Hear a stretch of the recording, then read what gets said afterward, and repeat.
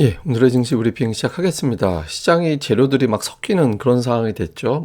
일단 주말에 나왔던 미국의 소매 판매, 우리나라는 수출하는 나라이기 때문에, 그러니까 미국의 소매 판매가 부진하게 나오면 우리나라 수출이 원활하게 되지 않을 것 같다. 미국의 소비가 줄어든다? 그러면 이제 경기 침체되고 자동차나 반도체 판매량 줄어드는 거 아니냐? 그러니까 이런 걱정을 하게 되잖아요. 특히 5개월 중에서 4개월이 마이너스, 전월 대비 마이너스를 기록을 했고, 품목별로 봐도 이제 줄어드는, 그러니까 전월 대비 이제 판매량이 줄어드는 어떤 판매액이 줄어드는 그런 품목들이 많았거든요. 그래서 이런 점은 또 경기 침체 유발하고, 뭐 금리 높은데 경기 침체 유발되고 하니까 아무래도 수출이 좀 어려울 수 있겠다, 이런 걱정을 유발하는 재료가 됐고요. 반면에 이런 어떤 지표를 둔하게 만드는 요인 중에 하나가 이제 금리 인상인데, 금리 인상은 거의 끝나는 걸 기정사실로 하고 있죠. 옐런이 이미 은행들이 대출 기준을 강화해서 이게 금리 높인 거랑 똑같은 효과가 있다. 그래서 지금으로서는 은행들이 추가적으로 연준에서 금리 올릴 필요가 없다. 그러니까 이렇게 이제 언급을 했고요. 그리고 미국 경제에 대해서도 경착륙보다는 연착륙에 대해서 무게를 싣고 있잖아요. 물론 이제 옐런은 지금은 이제 뭐 중앙은행 당국자가 아니라 이제 정치인에 가깝기 때문에 그렇게 얘기할 수는 있는데요. 어쨌든 연착륙이라고 기존에 전망을 했는데 이걸 바꿀 만한 상황이 만들어진 건 없다. 그래서 비교적 경제에 대해서도 낙관적으로 이야기하고 금리 인상도 중단될 것 같이 이야기하고, 그러니까 이런 부분은 또 앞에 나왔던 재료를 상쇄시켜주는 그런 역할을 하죠. 그러니까 시장이 큰 방향이 나오기는 좀 어중간한 그런 상황이었고, 뭐 종목이라든가 좀 이슈를 살펴보면 한전에서 이제 독점하고 있었던 송전 시장을 민간에 문 연다. 근데 오늘 뭐 전력 관련주들이 막 전선 관련주 이런 것들이 이제 급등을 하는 그런 모습이 나타났잖아요. 그 반면에 이제 또 시장에서는 또 걱정스러운데, 뭐 월스트리트 저널에서 설문을 했더니 경제학자들 61%가 이제 올해 경기 침체가 온다고 하더라. 그리고 최초의 금리 인하는 내년도, 예, 확률로 보면 올해보다는 이제 내년도 쪽으로 갈 것 같고, 그다음에 경기 침체 확률도 올해는 조금 높아 보인다, 이런 주장을 했거든요. 근데 사실 이건 그렇게 큰 의미는 없습니다. 왜냐하면 작년도 하반기부터 경기 침체 온다고 했는데 지금까지 경기 침체 아직은 안 오고 있잖아요. 그리고 역대 대통령, 미국 대통령 임기 3년 차에 경기 침체가 온 적은 없었거든요. 그래서 이런 부분들은 뭐 계속 걱정은 되는데 충돌이 되고, 또 하락할 것 같은데 이런 저런 테마성 종목군들이 막 튀어나와서 또 올라가고, 그런 것들이 주식시장의 관심은 또 붙잡아 놓고 하다 보니까 시장이 크게 뭐 하락하거나 올라가거나 이런 구도보다는 그냥 종목 장세만 계속해서 펼쳐지는 이제 그런 구도가 됐다고 이렇게 봐야 될 것 같습니다. 그 다음에 이제 요일별로 제가 종목들을 계속 분석해 드리고 있잖아요. 2차 전지가 한바탕 큰 부침이 있었죠. 그러고 나서 지난주부터는 조금 이제 변동성이 좀 줄어들었고, 뭐 계속해서 올라갔던 또 셀트리온 헬스케어 같은 제약 바이오주가 이제 지난주 금요일 이후에 좀 주춤하는 그런 모습이 나왔고, 이제 게임주 위메이드가 이제 3일 연속 올라온 게 특징이었거든요. 근데 여기서 차이가 하나 있는 게 뭐냐면 종목들별로 엇갈립니다. 지금 예를 들어서 SM이 오늘 하락했지만 JYP는 올라갔고, 에코프로는 이만큼 올랐지만 에코프로 비하면 또 많이 올라갔잖아요. 그러니까 지금은 이제 테마가 또는 업종이 동시다발적으로 올라가는 게 아니라 그 안에서도 골라서 움직이는 장이 만들어지고 있다. 그러니까 이제 2차 전지가 쭉 하고 독주할 때 그쪽으로만 자금이 쏠렸다가 지금은 이제 그쪽 부류의 종목군들이 많이 올라간다 하더라도 다른 쪽 업종에서 또 종목별로 골라서 들어가는 그런 어떤 형태의 수급이 만들어지고 있습니다. 그래서 지금은 이제 업종이 아니라 종목별 수급을 좀 따져봐야 되는 그런 시기로 보여집니다. 다음에 수급에서는 외국인들이 동시효과에 좀 매수가 많이 들어왔죠. 그리고 장중에 뭐 한 2천억 정도 매도하다가 오전 10시 반 넘어가면서부터는 매도가 더 이상 나오지 않으면서 쭉 줄어드는 그런 모습을 보였고, 코스닥도 마찬가지였습니다. 대규모로 좀 매도를 하다가 이제 오후 들어서는 이제 매도가 줄어드는, 그러니까 오전엔 순매도였는데 사실상 오후는 순매수로 바뀌는 그런 형태가 됐죠. 종목은 되게 특이합니다. 그러니까 외국인들이 포스코홀딩스 3,700억, 지금 그 철강 업종을 20일 중에서 19일 매도하고 있고요. 최근에 14일 연속 매도하고 있거든요. 그 중심에 이제 포스코홀딩스 같은 이런 종목군들이 들어가 있는 거죠. 반면에 삼성전자는 매수, 예, 이제 들어가 있는 상태고, 자동차주도 여전히 매수고, 그 다음에 특징적으로 이제 해외에서 방산이라든가 뭐 이제 원전이라든가 이런 것들을 수주하는 기업들, 그러니까 이런 기업들이 좀 매수 쪽에 포진해 있는 게 좀 특징이었고요.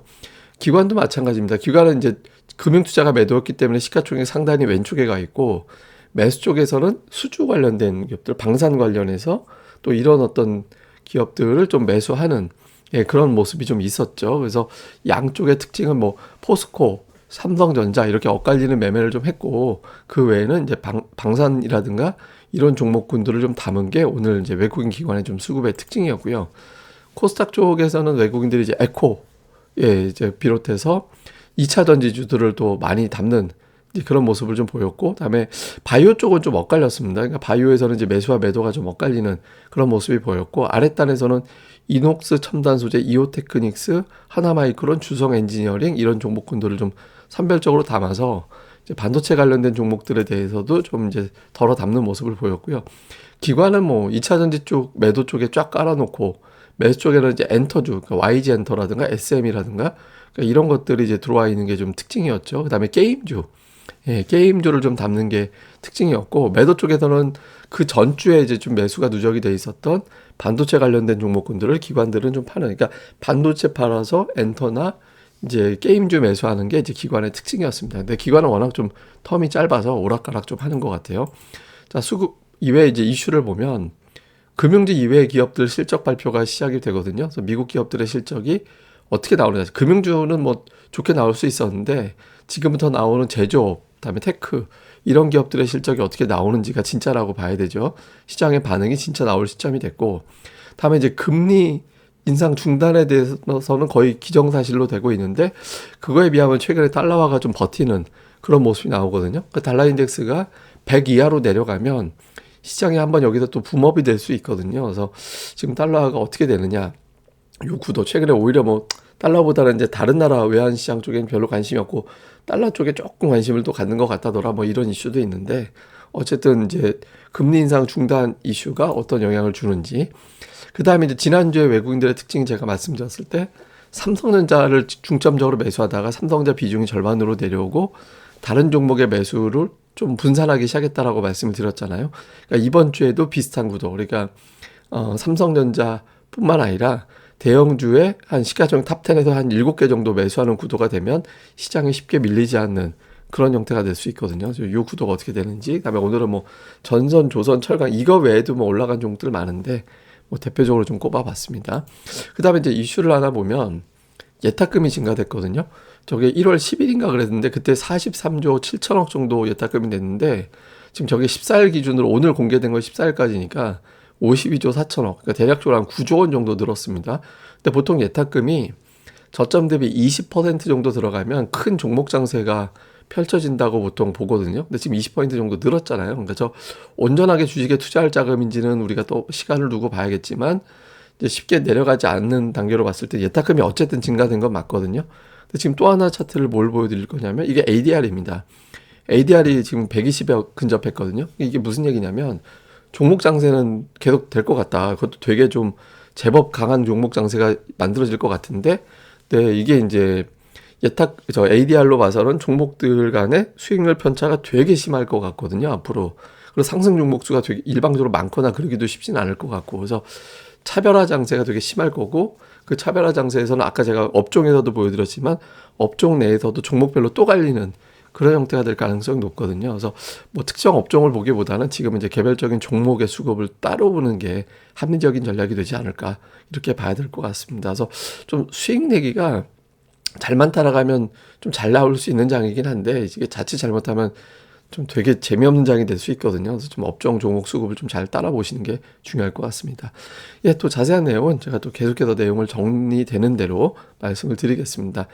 이 방송 좋아요, 구독하기 많이 부탁드리고요. 그리고 네이버에서 고릴라 리서치 검색하시면 제가 그 칼럼도 좀 올리고 있거든요. 여기서 제가 꼭 한번 경기 침체에 대해서 저는 또 이렇게 생각합니다. 그래서 여기 경기 침체는 정말 올까? 이런 내용으로 올려드린 거 있거든요. 이거 한번 와서 읽어보시면 뭐 침체 관련된 내용이 조금 그러니까 침체 쪽을 보는 사람들의 논리, 그러니까 아니다라는 논리 이런 것들을 가볍게 좀 이해하기 쉽게 장단기 금리차가 어떤 의미인지 이런 거 설명드린 거 있으니까 한번 좀 와서 봐주시면 좋을 것 같습니다. 예, 그럼 오늘 하루 잘 보내시고요. 저는 또 다음에 뵙겠습니다. 그리고 이 방송 구독하기 그리고 예, 특히 좋아요 1000개가 되는 그날까지 꼭 부탁드립니다. 감사합니다.